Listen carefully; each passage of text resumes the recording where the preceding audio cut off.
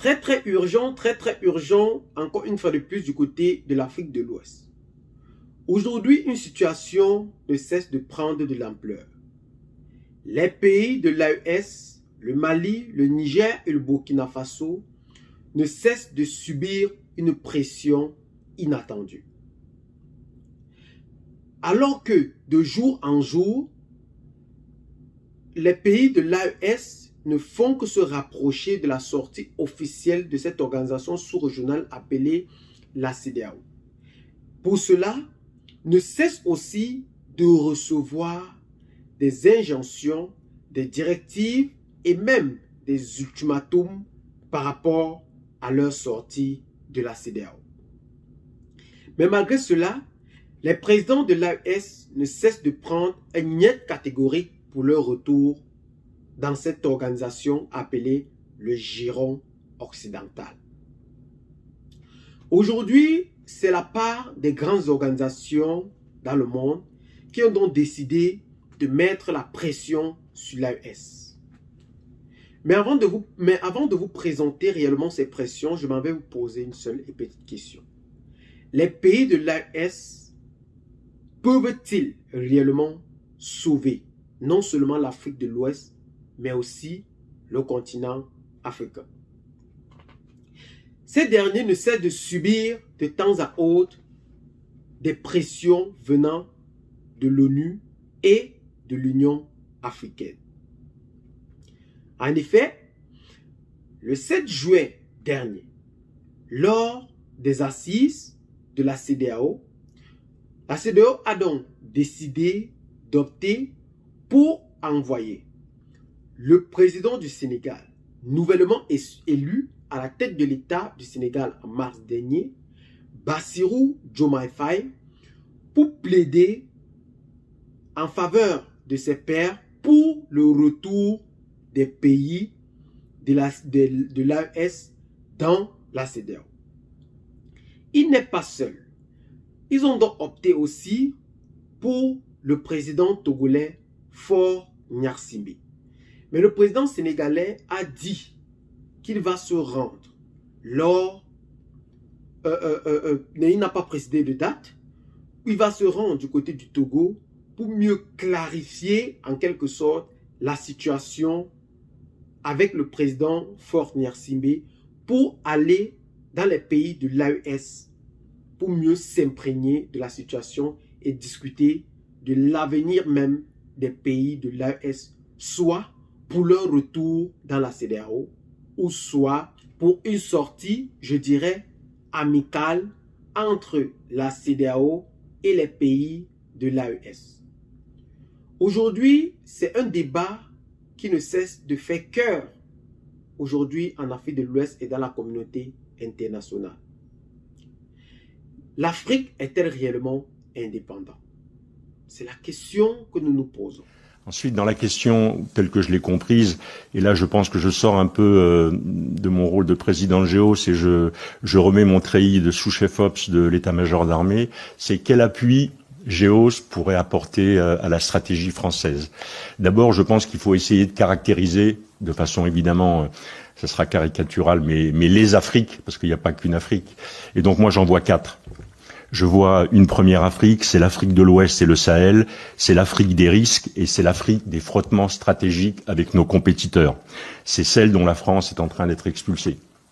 Il y a une deuxième Afrique, je ne veux pas dire que c'est l'Afrique centrale, c'est l'Afrique du centre et c'est celle qui est l'Afrique de la francophonie et des ressources stratégiques.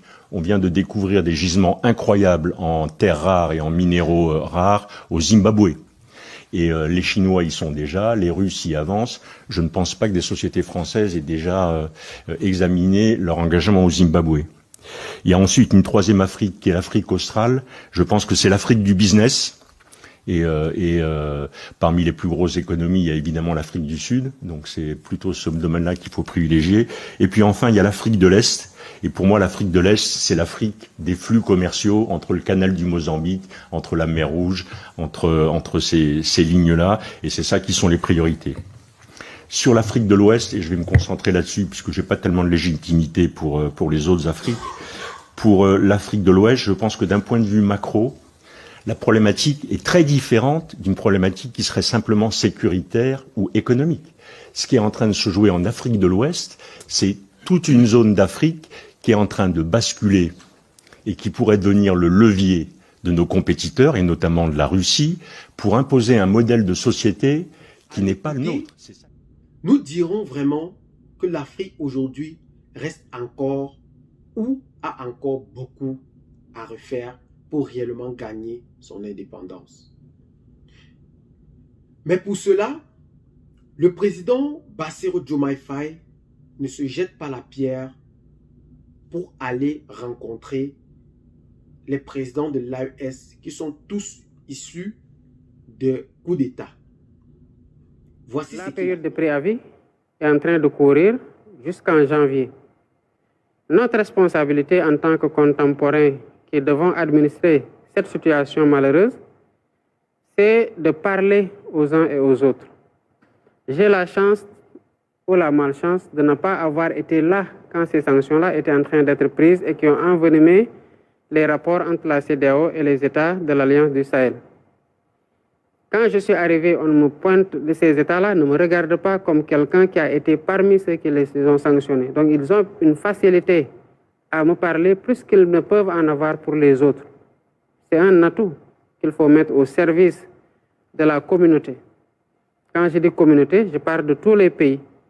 Et de travailler à ce que la réconciliation renforce l'objectif d'intégration. J'ai eu la chance ou la malchance de ne pas être là lorsque les sanctions étaient prises contre les pays de l'AES. Ça, ce sont les mots du président sénégalais Bassirou Diomaye Faye, délégué par la CEDEAO pour le représenter ou pour une réelle négociation du côté de l'AES. Il compte réellement sur cela pour se faire entendre, pour réellement arriver au fin de la CEDEAO. Si réellement l'AES était vraiment ce qu'on pense, pourquoi subirait-il autant de pression de la communauté internationale? Un pays qui est libre d'entrer dans une organisation n'est-il plus libre de sortir? Si oui, pourquoi la sortie d'un pays dans une organisation fait autant de bruit? Fait autant de bruit. Quand nous entrons dans une organisation, on parle réellement d'une démocratie. Mais quand nous sortons, on parle de dictature. Quand nous, le peuple, on dit que la démocratie, c'est le gouvernement du peuple, pas le peuple et pour le peuple. Quand le peuple choisit, on dit c'est la démocratie. Mais quand ce même peuple choisit aussi en Afrique, on dit que ce peuple a mal choisi. La CEDEAO, l'Union africaine et l'ONU condamnent de ce fait avec fermeté la sortie de ces trois États de la CEDEAO. Mais ne vous trompez pas, ces trois États ont donné leur ultimatum tout en craignant bel et bien un isolement de ces trois États sur le plan international par rapport à ces grandes organisations.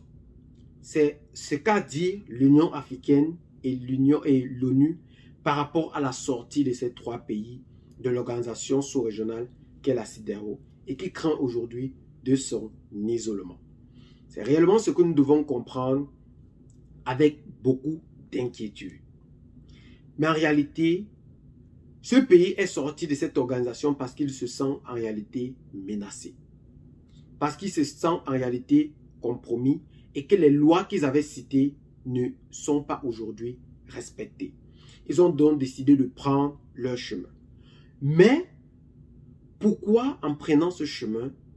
Pour former une nouvelle coalition qui représente toujours une autre coalition où l'ensemble des divisions du système de l'ONU cause-t-il toujours un problème? Pourquoi la sortie de l'Angleterre par exemple dans l'Union européenne, n'a pas fait autant de bruit que les pays de l'AES? Ça, c'est une question que nous ne cessons de nous poser de jour en jour pour comprendre réellement pourquoi, de temps à autre, on condamne avec fermeté cette sortie. Pourquoi une sortie de ces pays de l'AES sont-ils braqués de jour en jour par des sanctions, des ultimatums et bien d'autres encore dont nous voulons taire ici? Mais ce que nous connaissons est que le bon chemin est toujours très difficile à prendre. Mais une fois qu'on y est, tout coule comme l'eau de roche. Ça veut dire qu'aujourd'hui, ces présidents sont actuellement dans le bon chemin. Mais nous espérons que d'ici très bientôt, ces présidents nous montreront vraiment de quoi ils sont question. Il est question aujourd'hui.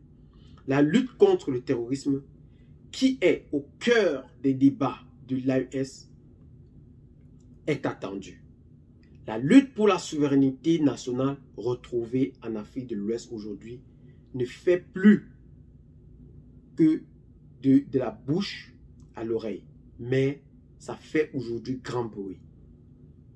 Aujourd'hui, l'instinct de patriotisme qui se voyait taire de jour en jour se voit aujourd'hui plus prononcé que jamais.